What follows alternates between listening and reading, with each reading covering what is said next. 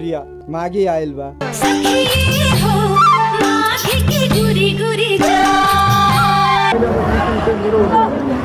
कस्तो लाग्यो फिल्म भन्दै जानु कस्तो लागेछ फिल्म भन्दै जानुस् राम्रो छ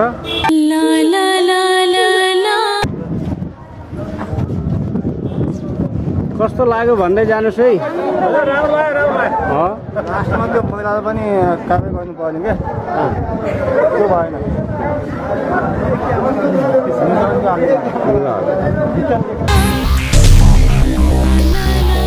के भयो त सत्य कुरा बोल्नुपर्छ नि त अनि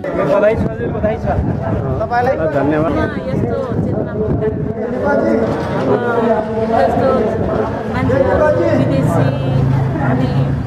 बलिउड हलिउडतिर लागेको छ होइन त्यसलाई चाहिँ फोकस गरेर हाम्रो नेपाली समाजमा एकदम राम्रो लाग्यो लोकल उसमा राखेको रहेछ सामाजिक बुद्धि हटाउने विचार गर्नुपर्छ नि यसको लागि एकदम टिप छ जस्तो सोचेर आएको थिएँ सर त्योभन्दा मैले धेरै राम्रो पाएँ अब सोचेको थिएँ अब गाउँले फिल्म हो त्यति राम्रो छैन होला भनेर होइन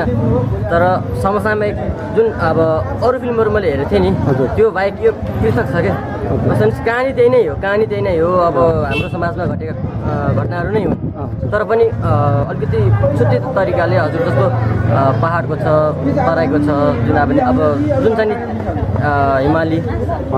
सबैलाई समेटेर एउटा फिल्म बनाउनु पर्छ त्यो एकदमै राम्रो छ क्या सर मलाई एकदमै मन पर्यो कहानी मन पर्यो तपाईँको कलाकार ठिक छन् एकदम राम्रो लाग्यो नेपाली भएर दोस्रो नेपालीलाई बिक्री गर्छ सामाजिक परिवेश यो हाम्रो देशको विखण्डन हुन लागेको देशलाई बचाउनका लागि यो फिल्मलाई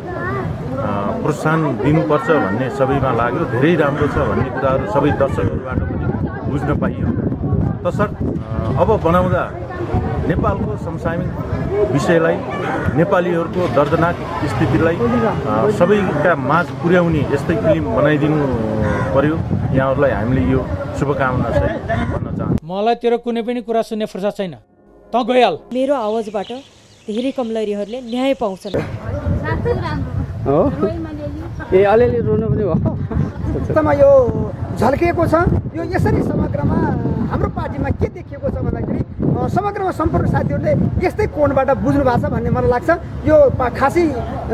यो पार्टीको अन्तर्गत यस्तो भएन होइन भन्ने कुरा होइन यो वास्तवमा भित्र सारसमा श्रमजीवी सर्वहारा भूमि किसानलाई नै डोर्याएर नै गराएको हो भन्ने जस्तो म पहाडको ऊ हिमालको ऊ तराईको भन्ने राम्रो काम गर्ने मान्छे जहाँको पनि राम्रो हुन्छ ल भन्नु